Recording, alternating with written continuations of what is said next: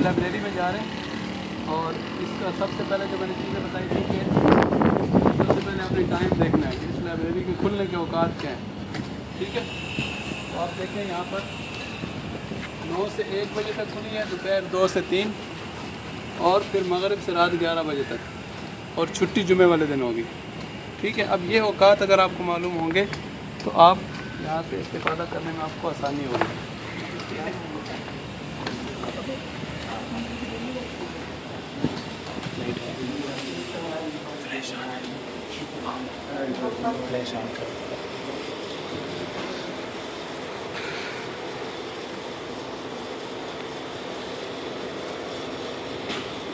یہاں کی جو لائبریری ہے اس میں تقریباً 80,000 کے قریب کتابیں ہیں. ان کتابوں کو مینیج کرنے کے لیے جو طریقہ اختیار کیا گیا ہے کہ جس میں ہر آنے والے کو سہولت ہو کہ وہ اس لائبریری سے فائدہ اٹھا سکے, اس کے لیے 3 کیٹلاگ بنائے گئے ہیں. یعنی جو بھی کتاب لائبریری میں آتی ہے اس کی 3 فہرستیں بنتی ہیں. کیٹلاگ کا مطلب فہرست, جدول, جو بھی کہتے ہیں. کیوں؟ اس کی وجہ یہ ہے کہ کوئی بھی جو آپ کتاب ہوتی ہے اس سے جب آپ استفادہ کرنا چاہتے ہیں یا کسی بھی کام, کوئی آپ کام کرنا چاہ رہے ہیں, تو یا تو آپ کو کتاب کا نام معلوم ہوتا ہے یا آپ کو مصنف کا نام معلوم ہوتا ہے. کہ مثلا آپ کو پتہ ہے کہ آپ چاہتے ہیں کہ حضرت مفتی تقی عثمانی صاحب دامت برکاتہم کی اس موضوع پر کوئی کتاب مجھے مل جائے, یا آپ کہتے ہیں کہ مجھے اسوہ رسول اکرم صلی اللہ علیہ وسلم, تو آپ کو نام معلوم ہے لیکن یہ معلوم نہیں ہے کہ یہ کس شخصیت کی ہے. یا تیسرا طریقہ ہوتا ہے کہ آپ کو نہ نام معلوم ہے, نہ آپ کو مصنف کا نام معلوم ہے, نہ کتاب کا نام معلوم ہے, صرف آپ کو پتہ ہے کہ میں نے سیرت پر مطالعہ کرنا ہے. یا آپ یہ دیکھنا چاہ رہے ہیں کہ اس لائبریری میں سیرت پر کون کون سی کتابیں ہیں, یا سیاست پر کون کون سی کتابیں ہیں, تاریخ پر کون کون سی کتابیں ہیں. تو یہ 3 طریقے ہوتے ہیں. تو ان 3 طریقوں کے مطابق یہاں پر ہر کتاب کی وہ 3 فہرستیں بنائی گئی. تو سب سے پہلے ایک فہرست یہ ہے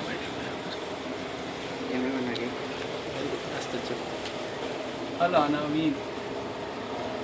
یہ عناوین کے مطلب یہ ہے کہ یہ مختلف موضوعات ہیں.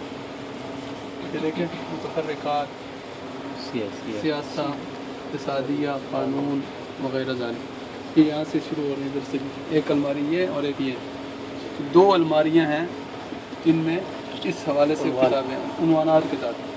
مثال کے طور پر ہم یہ دیکھنا چاہ رہے ہیں کہ تفسیر کے اوپر کون کون سی کتابیں ہیں. اب یہ دیکھیں, اس میں طریقہ کار یہ ہوتا ہے,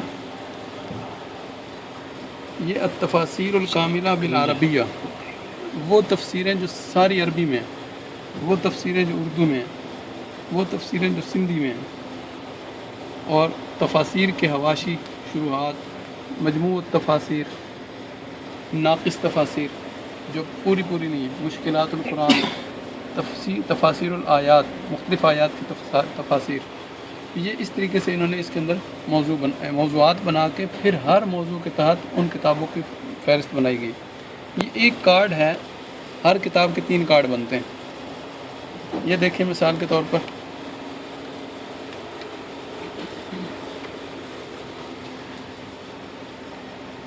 یہ مشہور تفسیر ہے مدارک التنزیل. ٹھیک ہے, اب یہ اس کے اوپر ایک نمبر لکھا ہوا ہے 226.11. یہ جو ادھر دیکھیں, یہ نمبر جو ہے نا, یہ اور یہ نیچے جو کوڈ ہے, یہ اس کتاب کا کوڈ نمبر ہے لائبریری کے اندر. اگر آپ یہ کتاب نکلوانا چاہتے ہیں تو عام طریقہ یہ ہے کہ وہاں سے آپ پرچی لیں گے, اور پرچی لے کر کتاب کا نام لکھیں گے, مدارک التنزیل. سادہ دونوں, ہاں ٹھیک ہے, صحیح ہے. یہ دیکھیں, اسم الکتاب و رقم المجلد, رقم المادہ و رمز المصنف. اب یہاں پر آپ کتاب کا نام لکھیں گے, مدارک التنزیل. ٹھیک ہے, اس کی آپ کو کون سی جلد چاہیے وہ لکھیں گے. یہ آگے لکھو ہے رقم المادہ. رقم المادہ سے مراد یہ ہے 226.11. اور رمز المصنف عبداللہ النصفی, یہ اس کا رمز المصنف ہے. اچھا یہ دیکھیں نیچے اس کے اور بھی نمبر لگے ہوئے ہیں. اچھا اس میں اور کیا کیا تفصیلات ہیں, یہ کہاں سے چھپی ہے, لاہور المکتبۃ العلمیہ, ایک یہاں سے چھپی ہے وہ ایڈیشن ہے، اس کا یہ نمبر ہے یہاں پر، دوسری قاہرہ سے چھپی ہے، تیسری دیوبند سے چھپی ہے، چوتھی پشاور سے چھپی ہے۔ یہ 4 ایڈیشن یہاں پر موجود ہیں۔ تو آپ کو اگر کوئی خاص ایڈیشن چاہیے تو آپ اس کی وضاحت کر سکتے ہیں کہ مجھے فلاں ایڈیشن چاہیے، سمجھ گئے؟ اچھا، یہ آگے اس کی جلدیں بھی لکھی ہوئی ہیں کہ اس ایڈیشن کی کتنی جلدیں، 1 سے 5، اس میں 2 سے 4 ہیں، اس میں 1 سے 4 ہیں، یہ ان کا پورا نام لکھا ہوا ہے۔ مدارک التنزیل و حقائق التاویل، تفسیر القرآن الجلیل، تفسیر النصفی کے نام سے یہ مشہور ہے، ٹھیک ہے، اور یہ اس کے مصنف کا نام لکھا ہوا سارا۔ تو آپ کو یہاں پر یہ بات سمجھ میں آئی کہ اگر آپ صرف یہ دیکھنا چاہتے ہیں کہ تفسیر پر بھی تفسیریں کون کون سی ہیں، تو آپ کسی کے پاس نہیں جائیں گے، آپ آئیں گے اور یہاں سے آ کر آپ نے یہ دیکھا، تفسیر کا خانہ کھولا اور اس میں سے آپ نے ایک ایک تفسیر کو دیکھ لیا اور جو تفسیر آپ کو چاہیے اس کا نام لکھ کر آپ اوپر چلے گئے۔ تو کسی بھی موضوع پر آپ کو اگر ضرورت ہے کتاب کی تو آپ یہاں پر دیکھ سکتے ہیں کہ اس موضوع پر کون کون سی کتابیں ہیں۔ دوسرا طریقہ یہ ہوتا ہے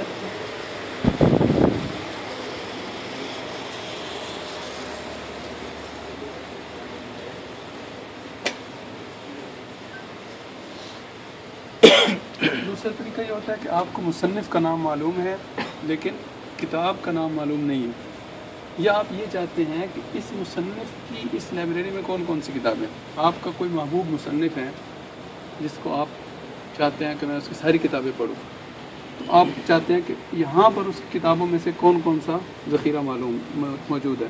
مثال کے طور پر ہم دیکھتے ہیں کہ اگر شیخ صاحب کی کون کون سی کتابیں یہاں موجود ہیں یا کون کون سی ان کی کتابیں، تو یہ آپ دیکھیں اس کے اوپر رمز لکھا ہوا ہے، حروف تہجی کے لحاظ سے یہ چل رہے ہیں، الف مدہ سے، تو اس کا مطلب یہ ہے کہ اس خانے کے اندر، اس کیٹلاگ کے اندر، اس ڈبے کے اندر الف سے لے کر ہا تک کارڈ ہوں گے کتابوں کے نام کے لحاظ سے۔ اچھا، یہ چونکہ مصنفین کے لحاظ سے ہے تو اس میں مصنف کا نام پہلے آئے گا، کتاب کا نام بعد میں آئے گا۔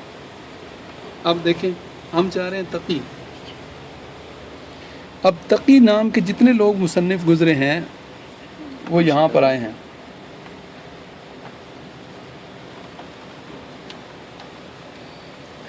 اچھا، اس کے اندر تقی نام کے جتنے مصنف گزرے ہیں وہ سارے یہاں پر ہوں گے۔ اب ہمیں تو چاہیے تقی عثمانی، اب یہ تقی دہلوی ہے، تقی میر ہے، تقی امینی ہے، یہ تقی عثمانی شروع ہو گیا۔ تو اب طریقہ کار وہی ہے، طریقہ کار وہی ہے کہ یہاں پر یہ اوپر اس کا کوڈ ہوگا، مادے کا کوڈ ہوگا 213.832، نیچے تقی عثمانی۔ اب یہاں پر پورا نام مفتی محمد تقی عثمانی بن مفتی محمد شفیع، اور یہ ان کی کتاب آداب عیادت بیمار، ٹھیک ہے۔ اچھا، اب یہ دیکھیں کہ یہ کتاب ترجمہ ہے، یہاں پر جو کتاب ہے یہ ترجمہ ہے، تو ترجمہ کس نے کیا؟ محمد عبد القدوس نے، اور کس زبان میں ترجمہ؟ فارسی میں۔ اس کتاب کے 2 نسخے یہاں پر ہیں، یہ ان کے 2 نمبر لگے ہوئے ہیں، یہ جو نیچے 2 نمبر ہیں یہ ان 2 نسخوں کی طرف اشارہ ہے۔ اس سے یہ بھی پتہ چلتا ہے کہ یہ کتاب یہاں پر مقرر ہے، اور مقرر کتاب جو ہوتی ہے وہ جاری ہو سکتی ہے، اور جو غیر کتاب مقرر ہو وہ جاری نہیں ہوتی۔ مطلب ڈبل، ٹھیک ہے، یعنی اس کتاب کے 2 نسخے ہیں یا 1 سے زیادہ نسخے ہیں، 2 ہیں، 3 ہیں، 10 ہیں۔ جاری کہاں ہو سکتا ہے؟ جاری کا مطلب یہ ہے کہ آپ نکلوا سکتے ہیں، کوئی استاد نکلوانا چاہے وہ نکلوا سکتا ہے، یا کسی استاد کی معرفت کوئی نکلوانا چاہے تو وہ نکلوا سکتے ہیں۔ اگر مقرر نہ ہو پھر نہیں ملے گی، یہاں سے نہیں لے جا سکتے۔ نہیں۔ اچھا، اب یہ دیکھیں تقی عثمانی کی جتنی، حضرت تقی عثمانی صاحب کی جتنی کتابیں ہیں تو وہ ساری، یہ دیکھیں اب یہ عثمانی، ہاں یہ بھی تقی عثمانی ہے اصل میں۔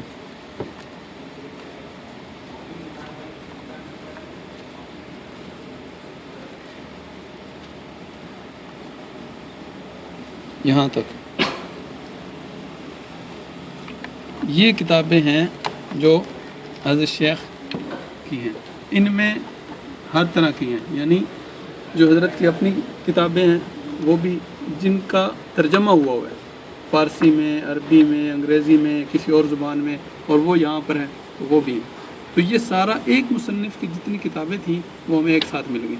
اب ان میں سے جو کتاب ہم پڑھنا چاہتے ہیں اس کا ہم رمز المصنف، رمز المادہ اور کتاب کا نام لکھیں گے، ان کو دیں گے تو وہ جا کر ہمیں نکال دیں گے. یہ اسی طریقے سے پورا دوسرا سلسلہ ہے. ایک اہم چیز یہ بھی ہے، ایک ہی چیز یہ الگ سے کیوں لکھا ہوا العدل القیوم؟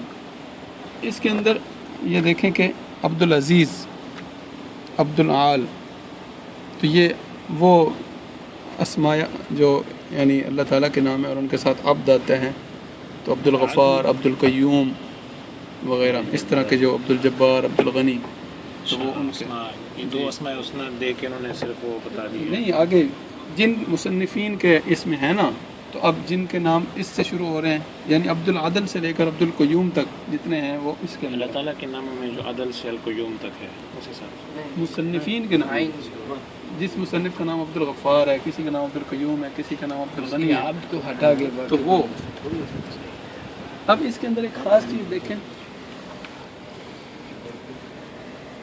اس کے اندر نہیں ہے، وہ آگے اسماء الکتب میں ہوگا. ایک بہت بڑا اہم یعنی حصہ یہاں کا جو ہے وہ یادگاری کتب خانہ ہے، اس کی اعظم میں بولا ہے. یہ تیسرا حصہ ہے اسماء الکتب کا، کہ اس میں تیسرا طریقہ کہ آپ کو کتاب کا نام معلوم ہے، مصنف کا نام معلوم نہیں ہے. تو اس میں دو ہی ترتیب ہے حروف تہجی کے لحاظ سے. اس میں سے ہم کوئی بھی نکالتے ہیں، وہ بند کر دیں پیچھے لائٹیں. یہ دیکھیں،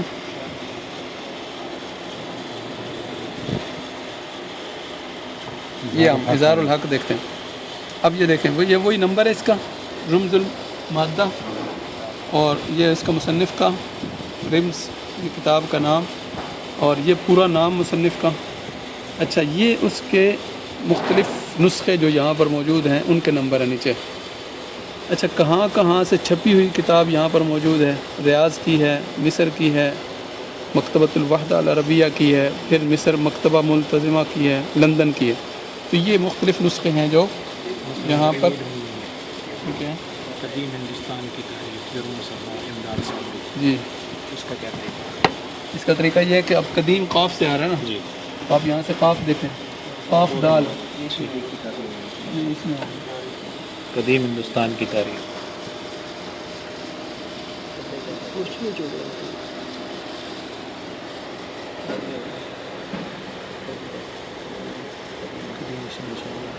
یہ قدیم ہندوستان کی ثقافت، تہذیب و تحریک، یہ کتاب قدیم ہندوستان کی تاریخ، امداد صابری.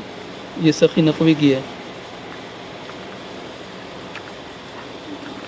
وہ نہیں ہے یہاں پر قدیم ہندوستان کی تاریخ، امداد صابری والا. اچھا، یہ دیکھیں، یہ شروع ہو رہا ہے یہاں سے، یادگاری کتب خانہ. تھوڑا پیچھے روشنی چھوڑنا. یادگاری کتب خانے کا مطلب یہ ہے کہ یہ حضرت مفتی محمد شفیع صاحب رحمۃ اللہ تعالیٰ کے پاس جو علمی ذخیرہ تھا کتابوں کا، وہ انہوں نے لائبریری میں وقف کر دیا. تو اس کا پورے کا الگ رکھا ہوا اس کا نا سلسلہ.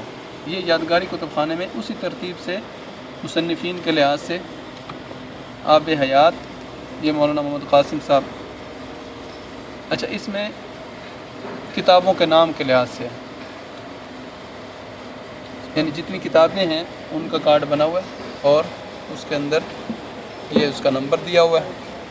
اور مثلاً آداب السفر خود ان کی حضرت کی اپنی ہے، رفیق سفر، یہ اس کا نمبر ہے، اردو میں ہے. یہ اس کی زبان لکھی ہوتی ہے کہ کتاب کی زبان کیا ہے، اردو ہے، عربی، انگریزی ہے. یہ تینوں اسی کی یہاں اوپر لکھا ہوا ہے یادگاری کتب خانہ. یہاں یہ جہاں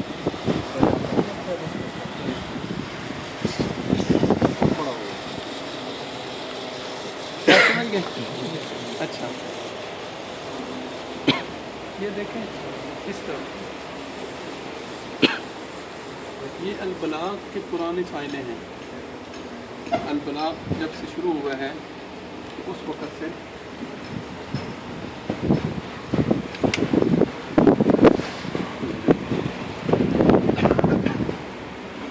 یہ دیکھیں، البلاغ کی پہلی جلد ہے، 1967 میں شروع ہوا ہے. تو اس دور میں ایسا ہوتا تھا. اور اس کے سرپرست حضرت مفتی صاحب تھے. یہ پہلا شمار ہے. محرم 1387. یہ پورا ریکارڈ ہے یہاں پر، اور پھر آگے پیچھے وہ اس ٹیبل پر.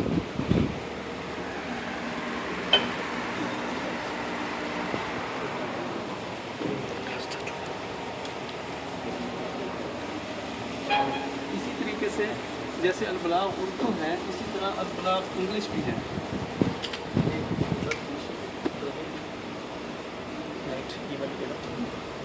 یہ البلاغ انگریزی کا ریکارڈ ہے. یہ اس کا پہلا شمارہ ہے. یہ دیکھیں، یہ البلاغ انٹرنیشنل.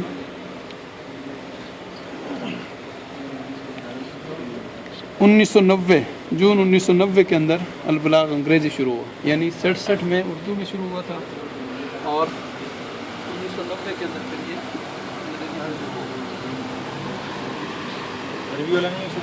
عربی والا بھی ہے. عربی والا سمائی ہے. اس کے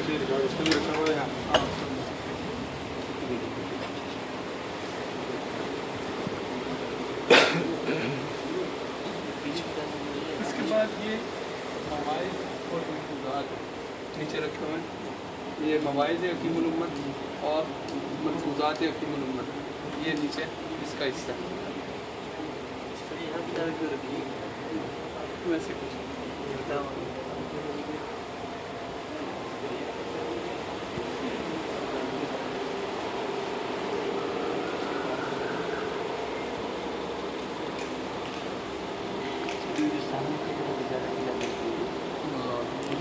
ضرورت کی ضرورت. اچھا، یہ ہیں لغات.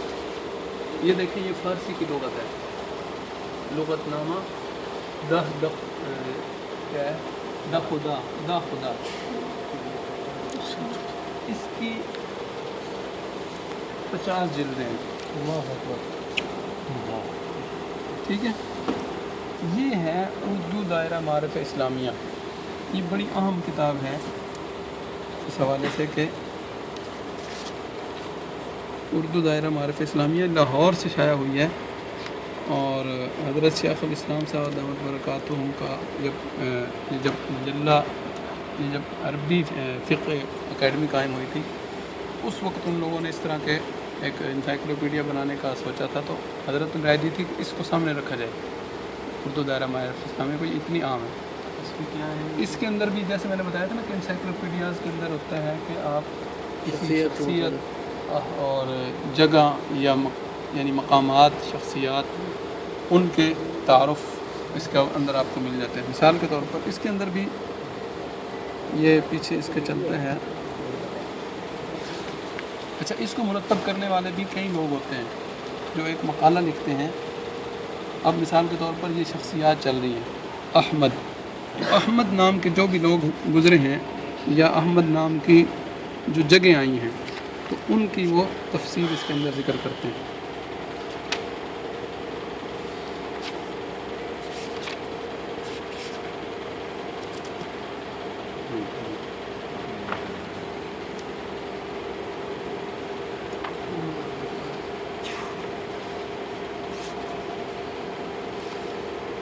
یہ دیکھیں احمد. اب حضور پاک صلی اللہ علیہ وسلم کا نام ہے، تو اب محمد الرسول اللہ کا ایک نام اور ایک اسم عالم جو مسلمانوں میں مستعمل ہے. اب اس پر پوری تفصیل. اب یہاں تک انہوں نے یہ اس کا لکھا ہے. اس کے بعد یہ ماخذ ذکر کرتے ہیں کہ اگر مزید آپ اس میں وضاحت چاہتے ہیں یا ہم نے جو یہ چیزیں کہاں سے لی ہیں، تو یہ اس کے حوالے دیے ہوئے. نہیں وہ میکرو الگ ہے.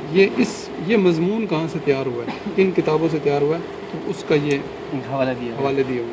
تو ہر مقالے کے آخر میں اس طریقے سے یہ حوالہ دیا ہوتا ہے. اس کی مستند، یعنی اس کی اگر تفصیل آپ کو چاہیے، تفصیل بھی چاہیے، یا یہ جو باتیں ہم نے یہاں لکھی ہیں وہ کہاں سے ماخوذ ہیں، تو وہ اس کے اندر لکھی ہیں. یہاں پر ہی ایک بڑی اہم کتاب ہے اردو لغت تاریخی اصول پر. اردو لغت تاریخی اصول پر اس کے اندر یہ دیکھیں، یہ یہاں تک چل رہی ہے. 22 جلدیں اس کی. اس کے اندر کیا ہے؟ اس کے اندر جو الفاظ استعمال ہوئے ہیں یعنی الفاظ کے معنی ہیں جس طرح دوسری لغات کے اندر ہوتے ہیں، لیکن اس کی خاص بات کیا ہے؟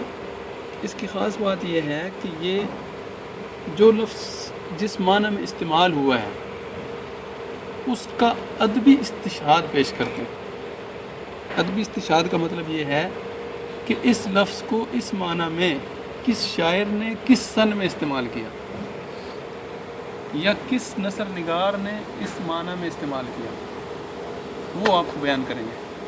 مثال کے طور پر اترنگ، اب اترنگا یہ اس کا تلفظ ہو گیا۔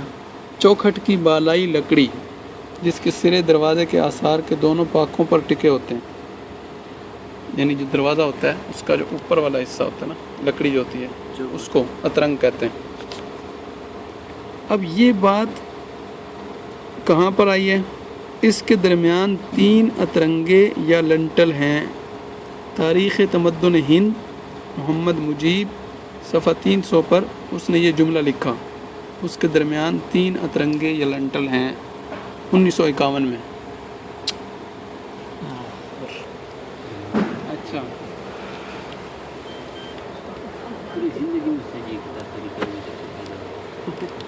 یہ دیکھیں، کیا اب یہ معنی چلتے آ رہے ہیں نا، وزن میں کاغذ تصویر تصور ہے گراں، جب سے وہ دھیان چڑھا کیا بدن اپنا اترا۔ اب 1831 میں دیوان ناسخ کے اندر یہ شعر استعمال ہوا، تو یہ اس طریقے سے جو بھی لفظ لائیں گے اس کا معنی آپ کو بتائیں گے کہ اس معنی میں یہ لفظ فلاں نثر نگار نے یا فلاں شاعر نے استعمال کیا۔ اس کے علاوہ پیچھے آ جائیں،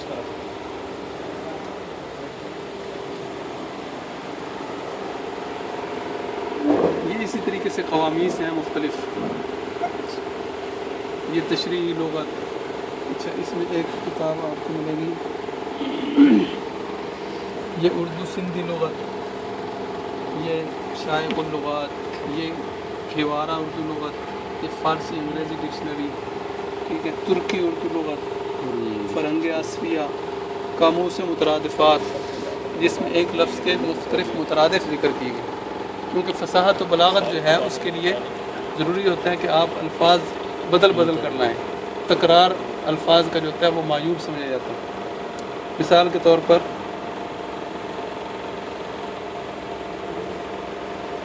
برباد یا برجستہ ایک لفظ ہے، تو اب اس کے لیے ہر جگہ برجستہ بولتے رہیں گے تو وہ تکرار ہو جائے گا، کہیں اس کو آپ کہیں بر موقع، کہیں کہیں بر محل، کہیں کہیں حسب موقع، کہیں کہیں بر وقت، تو یہ سارے اس کے مترادفات آپ کو اس سے مل جائیں گے۔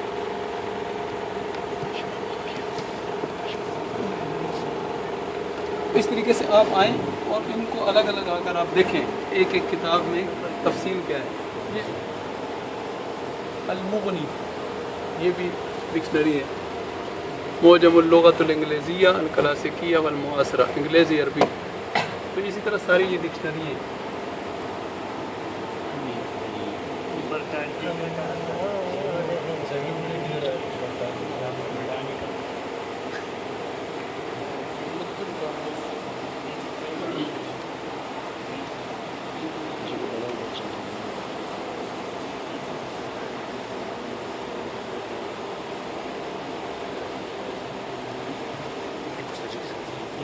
جس طریقے سے وہ اردو والا دائرہ معارف تھا نا، اسی طریقے سے یہ عربی میں دائرہ معارف ہے۔ عربی میں 2 دائرہ معارف یہاں پہ رکھے ہوئے ہیں، یہ کہلاتے ہیں بستانی کا دائرۃ المعارف، لیکن قاموس عام لکل فن و مطلب، المعلم بدرس البستانی اس نے یہ لکھا ہے۔ اس کے اندر بھی وہی طریقہ ہے۔ اب ابن تیمیہ ہے تو ابن تیمیہ کے حالات آپ جاننا چاہ رہے ہیں تو یہاں سے دیکھ لیں مختصراً۔ تو اس طریقے سے شخصیات، مقامات اور کتب کا، فنون کا تعارف یہاں پہ آتا ہے۔ دوسرے ہے یہ دائرہ معارف فرید الوجدی کا، یہ دیکھیں دائرہ معارف القرن الرابع عشر العشرین محمد فرید الوجدی. تو اس میں بھی یہی طریقہ کار ہے کہ آپ کوئی بھی لفظ لیتے ہیں، جیسے اب افق کسے کہتے ہیں، تو اب اس نے افق کی ساری تعریف یہاں آپ کو ذکر کر دی. ٹھیک ہے.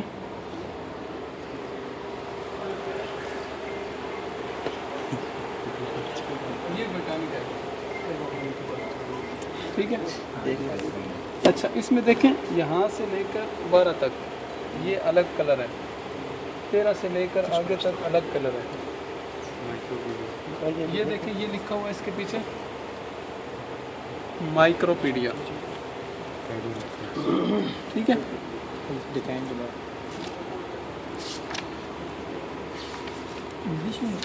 جی اب اس میں بھی وہی طریقہ کار ہے کہ آپ کو مختلف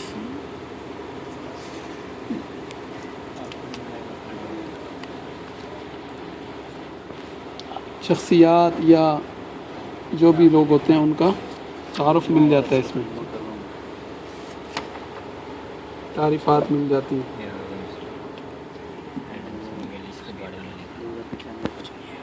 آدم سمویل، تو اب یہ آدم سمویل کا تعارف لکھا ہوا ہے سارا. عیسائیوں کا سر سمویل ظاہر کا نہیں ہے. یہ تو ایک کتاب کا نام بھی ہے نا اسی کیا؟ بائبل میں سمویل. جی وہی اسی کی وہ اس کی نہیں ہے. تو اس کے اندر کہیں پر آپ کو ملے گا سی میکروپیڈیا.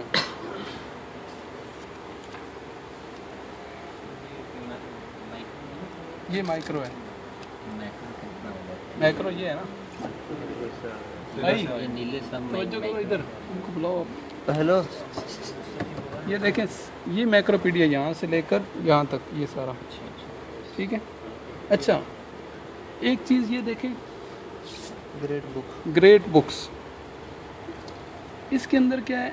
اس کے اندر عیسائیوں نے اپنے یعنی بڑے بڑے فلاسفر اور جو بڑے بڑے ان کے شاعر گزرے ہیں ان کی پوری پوری کتابیں اس کے اندر جمع کر دی، مجموعہ مقالات جس کو بولتے ہیں نا.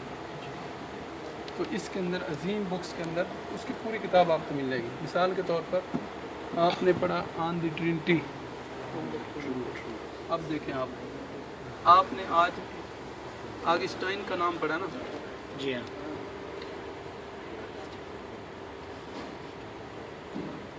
Saint Augustine. یہ ہومر ایک شاعر گزرا مشہور، اس کی پوری کتاب اس کے اندر ہے. یہ آگسٹائن. اب دیکھیں آگسٹائن کی جو کتابیں ہیں وہ اس کے اندر ہیں. اس کی ایک کتاب ہے دی سٹی آف گاڈ، اس کے حوالے اندر آئیں گے بائبل میں، تو وہ پوری کتاب اس کے اندر ہے. کنفیشن. یہاں تو یہ گریٹ بک تو انگلش میں ہی ہے. نمبر لگے ہوں گے سمجھ گئے. تو یہ گریٹ بکس ہیں کہ اس کے اندر پوری پوری ان لوگوں کی کتابیں. اس کی آپ دیکھیں 60 جلدیں ہو گئی ہیں.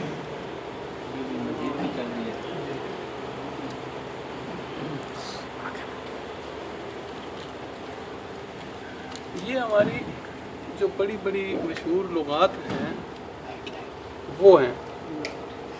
یہ دیکھیں یہ کتاب العین ہے، قاموس المحیط، جمہرۃ اللغہ، اور اسی طریقے سے تہذیب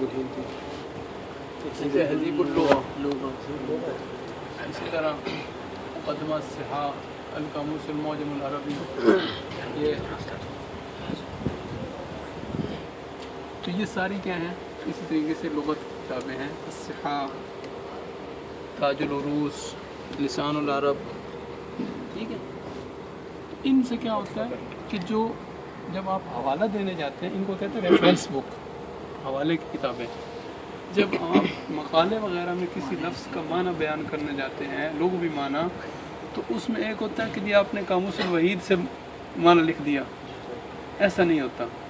آپ تھوڑا پیچھے جاتے ہیں. جتنی بھی عربی کی کتابیں ہیں نا تو ان میں آپ دیکھیں گے کہ جب وہ لغوی معنی بیان کر رہے ہوتے ہیں تو وہ کہتے ہیں جی لسان العرب میں یہ لکھا ہوا ہے، تاج العروس میں یہ لکھا ہوا ہے، اور الصحاح میں یہ لکھا ہے، جمہرہ میں یہ لکھا ہے، تو یہ پرانی کتابیں ہوتی ہیں جن کا حوالہ دیا جاتا ہے۔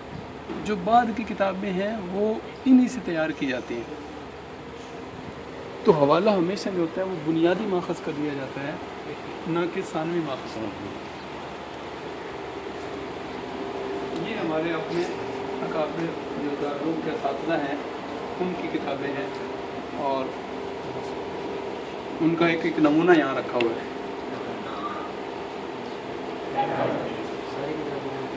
نہیں،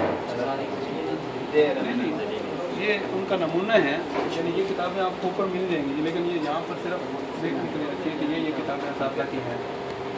مجموعہ تصنیفات یہاں رکھی ہیں،